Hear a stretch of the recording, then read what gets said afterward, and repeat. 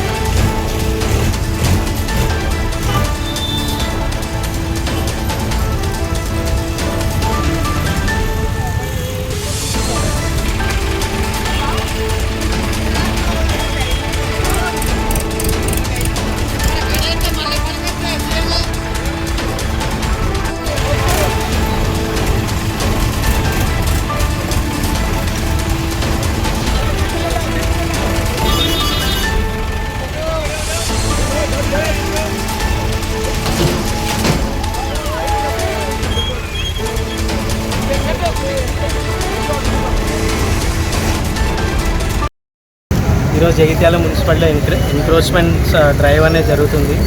యావర్ రోడ్లో మన court complex ముందు మరియు డిఎఫ్ఓ ఆఫీస్ ముందు, ఆర్ఎండ్బి ఆఫీస్ ముందు కూడా మనం ఈరోజు ఎంక్రోచ్మెంట్స్ డ్రైవ్ అనేది పెట్టుకున్నాము.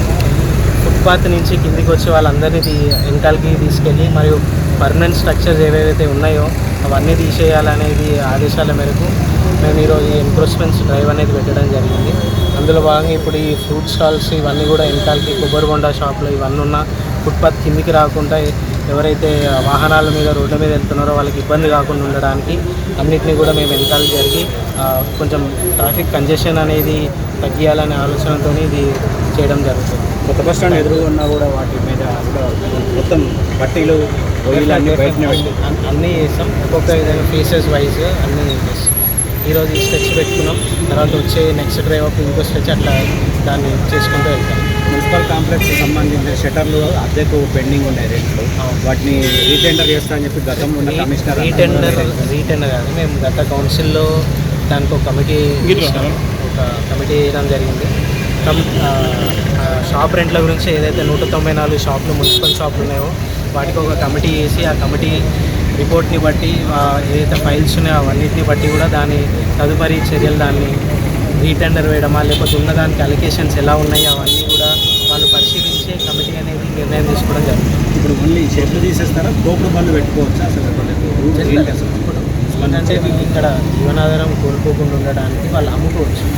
డెఫినెట్లీ వాళ్ళ అమ్ముకోవడానికి అనేది ఇప్పుడు వాళ్ళ జీవనాధారం కాబట్టి ఏదైతే పర్మనెంట్ స్ట్రక్చర్స్ పెట్టుకొని వాళ్ళు ఇక్కడ చూస్తే సీసీ కెమెరాలు కూడా పెట్టుకున్నారు. ఈ పర్మనెంట్ స్ట్రక్చర్స్ అనేది కంప్లీట్ ఫుట్పాత్ అనేది ఎంకరేజ్ చేయడం జరిగింది. అట్లాంటివి పెట్టుకొని కూడా అవన్నీ కూడా ఇప్పుడు తీసేయడం జరిగింది. Thank you.